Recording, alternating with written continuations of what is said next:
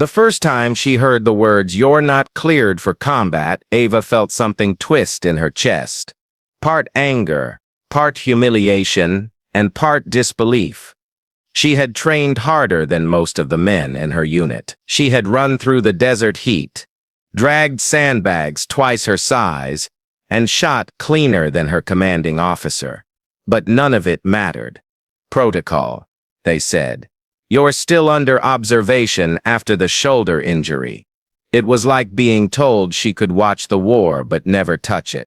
For 3 weeks, she stayed behind the line at the forward operating base in northern Syria, working supply runs, bandaging wounds, and listening to the distant hum of drones. Every night she'd stare at the horizon, a jagged line of dust and gunfire, and feel her pulse race with a quiet kind of rage. She wasn't built for waiting, and fate, it seemed, wasn't built for fairness. The call came in just after sunset on a Thursday. The radio crackled, faint voices through static. "Convoy 3 under fire, request immediate evac. 2 wounded, 1 missing." Ava froze mid-step. That was their unit, her team. The ones she'd trained with, joked with, bled with. The ones who'd gone out that morning while she stayed behind, grounded by an order she never believed in. The base erupted in movement, soldiers scrambling, medics loading gear. Ava moved too, automatically, until a hand caught her shoulder. It was Lieutenant Harris. "You're not cleared," he reminded her, voice hard. "I'm not asking for clearance," she shot back, grabbing her vest. He stared at her, jaw tightening, but said nothing. The helicopters were already spinning up, and that's when the first explosion thundered across the valley. Everyone stopped. The sound wasn't from the convoy, it came from the ridge east of the base, too close, too sudden. Within seconds, the radio filled with overlapping calls. The second team, the rescue team, had hit a minefield. Ava didn't think. She moved. By the time Harris realized she was gone, she was halfway to the armory. She loaded her rifle, stuffed 2 tourniquets in her pocket, and climbed into the last Humvee as it roared out of the gate. The night swallowed everything. The convoy's headlights were dimmed, just enough to see the broken terrain ahead. Every bump jolted through her shoulder, still not fully healed. The driver, Specialist Monroe, glanced at her once. "You're not supposed to be here," he muttered. "Neither are they," she said. It was silent after that, except for the growl of the engine and the faint whistle of wind slicing over the desert plain. When they reached the valley, the smoke was already visible, dark ribbons twisting under the moonlight. They stopped 200 meters out. No movement, no comms, just burning metal and the faint smell of diesel. Monroe cursed under his breath. "This doesn't look good." Ava checked her rifle, then looked at him. "Stay with the vehicle. Keep the engine running." He opened his mouth to argue, but something in her eyes made him stop. She was already out of the Humvee, boots crunching over broken glass and sand. The first thing she saw was a flipped truck. The second thing she saw was blood, a trail leading down a slope toward the dry creek bed below. She followed it, heart pounding, every nerve screaming for silence. Then she heard it, a low groan. She dropped behind a rock, scanning. Nothing. Then movement. A shadow dragging itself through the dust. She sprinted forward, crouched beside him. It was Corporal Reeves, face pale and slick with sweat. His leg was bent wrong. "Reeves, it's Ava," she whispered. He blinked at her like she was a ghost. "They said you were not cleared for combat?" "Yeah, I heard." She tightened a tourniquet around his thigh. "Where are the others?" He pointed weakly toward the ravine. Sarge went after Miller and Torres, mines everywhere. Her pulse quickened. Mines. She took a deep breath, looked at the slope, and made her choice. She couldn't wait. Not with every second counting. She slung Reeves' arm over her shoulder and dragged him up the hill. He cried out once, but she didn't slow. When they reached the Humvee, Monroe's eyes widened. Jesus, he's alive. Keep him that way, Ava said, dropping Reeves gently onto the ground. I'm going back. Back? You can't. But she was already running again down the ridge into the thick smoke. The second explosion hit just as she reached the creek bed. A flash of orange tore through the night, throwing her to the ground. Her ears rang. Dirt rained down. When she lifted her head, the world spun. But through the haze, she saw him, Sergeant Collins, pinned under the wreckage of a transport truck. She stumbled forward, half blind, choking on smoke. "Collins!" she yelled. He turned his head, face streaked with ash. "Ava? What the hell?" "Don't talk," she said, crouching beside him. The metal beam across his leg was glowing faintly red from the heat. She wrapped her hands around it and pulled. Nothing. Her injured shoulder screamed. She bit her lip hard enough to taste blood, then tried again, using the last of her strength. The beam shifted just enough. Collins gasped as she dragged him free. "Torres and Miller, they went north," he managed to say. "I'll find them," she promised. She half-carried, half-dragged him up the hill, stopping twice to catch her breath. The muscles in her shoulder felt like fire, but she didn't care. Each step forward was pure will. When they reached the Humvee, she pushed him inside.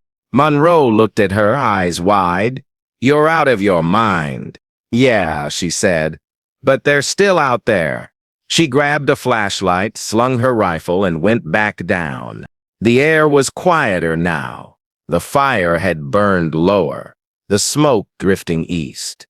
She moved slowly, sweeping the ground for tripwires.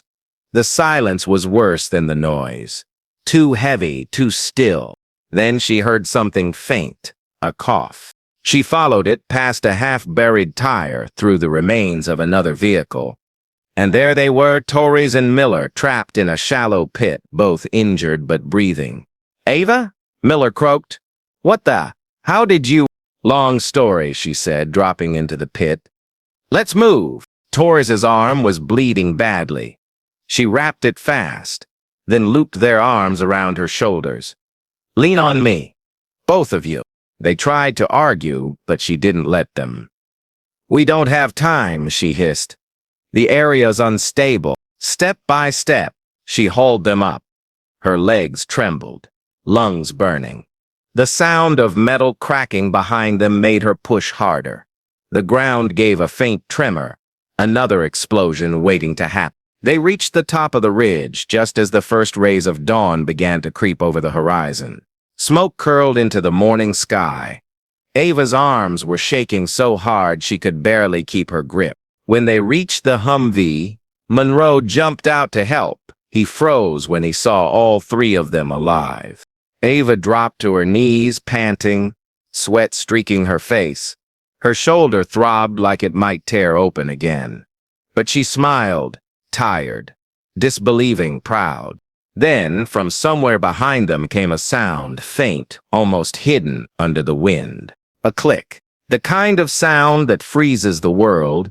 Ava turned slowly, and there, half buried in the sand beneath her boot, was a mine. For a heartbeat, no one breathed. The morning air seemed to hold itself still. Ava didn't move an inch. Her boot pressed lightly into the sand, and she could feel the metallic edge of the pressure plate beneath her sole. One wrong twitch, and she'd be gone. Monroe's face drained of color. "Oh, God," he whispered. "Don't move." Ava's voice was steady, controlled even though her heart was hammering like a drum. She kept her gaze locked on the horizon. "Everybody stay exactly where you are." Miller swore softly, dragging himself back from the ridge. "What do we do?" Ava's mind was racing. The mine was likely an old Soviet PMN. Pressure triggered, designed to detonate under weight. Simple, merciless, step off, and it's over. She took a slow breath. "Monroe," she said quietly. Call it in. Tell base we've got wounded, and one live mine. He hesitated. We can't wait for EOD. They'll take at least an hour. I know, she said. Her voice was low but firm. Just make the call. He turned and ran toward the Humvee. Ava stayed perfectly still, her muscles screaming for release. The wind kicked up a small wave of dust that stung her eyes, and she blinked, forcing herself not to shift even a centimeter. Torres tried to crawl closer. Ava, stop, she said sharply. Stay back. The soldiers froze, helpless, watching her. In that moment, Ava felt an odd calm settle over her. The panic faded, replaced by a kind of clarity. The world narrowed to her breath, the hum of the wind, and the fragile circle of sand around her foot. Okay, she muttered to herself. Think. She remembered the training videos, the manuals, the drills. You never just step off. You counterweight. You dig. You pray. But this wasn't a classroom. This was real, and the desert didn't care about protocols. Then a voice crackled in her earpiece. Rescue team inbound. 10 minutes out. She almost laughed. 10 minutes might as well be 10 hours. She looked at the others. Miller's eyes were glassy. Torres was bleeding again. Collins was pale as chalk.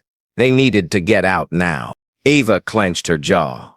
All right, listen up. You're going to start moving the wounded toward the vehicle. Slowly.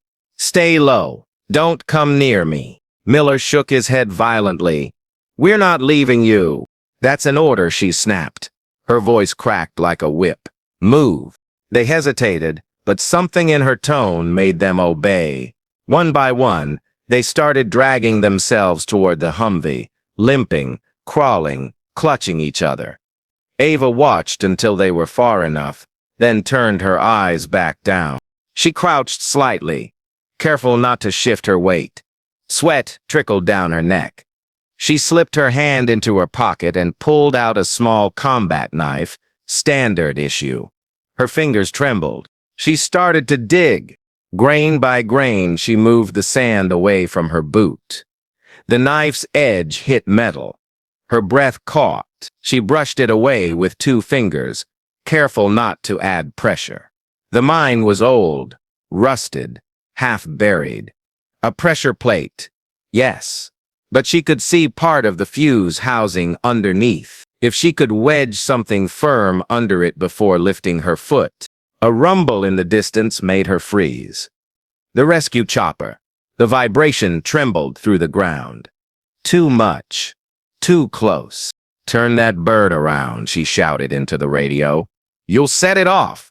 The rotor noise faded reluctantly, retreating into the distance. She exhaled. Then, slowly, she slid her free hand under her belt and pulled out her combat knife sheath. It was thick leather, stiff enough to hold shape. Maybe, just maybe, enough to wedge under the plate. Here we go, she whispered. She shifted her weight slightly forward, pressing her knee into the sand for balance, and eased the sheath beneath her boot heel, pushing until she felt it catch under the edge of the plate. Every movement felt like forever. Her body trembled with the effort of stillness. Her shoulder screamed. Her lungs burned. Then, inch by inch, she lifted her heel. The mine didn't move. She froze. She lifted again, slower, smoother, until the full weight left the plate. The sheath stayed wedged beneath it, holding the pressure steady. Ava stepped back, breath coming in short, ragged bursts. I'm clear, she gasped. Monroe and the others erupted in cheers, weak, broken, but real. She staggered toward them, her knees giving out halfway, collapsing into the sand. Collins grabbed her arm. You're insane, he said, half laughing, half crying. Yeah, she whispered, maybe a little. The rescue team arrived minutes later, medics, engineers, dust swirling around them. They rushed to treat the wounded, patching up Torres and Reeves, checking Collins's leg. Ava sat by the Humvee, staring at the horizon. She'd done it. She'd saved them. But as the adrenaline faded, the pain returned, sharp, deep, radiating from her shoulder down her arm. She winced, pressing a hand to it. A medic noticed. "You need a vac, too, ma'am." "I'm fine," she said automatically. He gave her a look. "You're bleeding through your bandage." She glanced down. The old wound had torn open. Blood soaked through her sleeve. She didn't even remember when it happened. "Guess I'll take that ride," she muttered. They loaded her into the helicopter with the others. As the rotors lifted, she looked down at the valley, the wreckage, the smoke, the tiny flash of metal where the mine still sat waiting in the dirt. It all looked so small from up here. Back at the base, chaos greeted them. Medics rushing, commanders barking orders. Lieutenant Harris was the first to reach her when she stepped off the chopper. "Ava," he began, voice shaking. "You were ordered not to." "Yeah," she said, meeting his eyes. "And if I hadn't disobeyed, they'd be dead." He opened his mouth, then closed it again. The words never came. For a long moment, they just stood there, the air between them heavy with unspoken truths. Finally, he nodded, a small, almost reluctant gesture of respect. "You did good, Sergeant." She smiled faintly. "So I'm cleared for combat now." He chuckled, shaking his head. "Let's get you patched up before you try saving the whole army." Days passed. The story spread through the camp like wildfire. How the grounded medic dragged 3 soldiers out of a burning convoy, diffused a live mine, and walked out alive. Some called her reckless. Some called her lucky. Most called her a hero. But Ava didn't feel like one. She couldn't stop thinking about the moment her boot pressed against the metal, that fragile edge between life and death. She kept replaying it, wondering what drove her past fear, past orders, past logic. One night, sitting outside the infirmary under a cold stretch of stars, Collins hobbled over on crutches. "You know," he said, "they're talking about naming a new protocol after you. Something about combat medics acting under discretion." Ava laughed softly. "That'll make the brass real happy." He smiled. "You saved us, Ava. All of us. You didn't freeze. You didn't quit. You just moved." She looked at him for a long moment, then nodded slowly. "Because someone had to." He patted her shoulder gently, then walked away. The wind picked up, carrying the faint smell of desert and dust. Ava tilted her head back, eyes closing. Somewhere inside her, she knew that what she'd done wasn't just about orders or defiance. It was about instinct, the kind that comes when duty and heart collide. And maybe that's what real courage was, not the absence of fear, but the will to act anyway. Weeks later, when she was finally cleared for combat, officially this time, she stood on the tarmac with her new team, watching the sun rise over the sand. The sky blazed orange and gold. Monroe gave her a grin. "You ready, Sergeant?" Ava adjusted her gear, her healed shoulders stiff but strong. "I've been ready," she said. As the chopper lifted off, the desert stretched below them, vast, quiet, endless. And somewhere in that silence, Ava felt peace. She wasn't supposed to be out there. She wasn't cleared. But when the moment came, she did what needed to be done. And in the end, that made all the difference. Sometimes, the line between courage and command isn't written on paper, it's written in the dirt, in the blood, and in the choices we make when no one else will. Ava made hers, and it changed everything.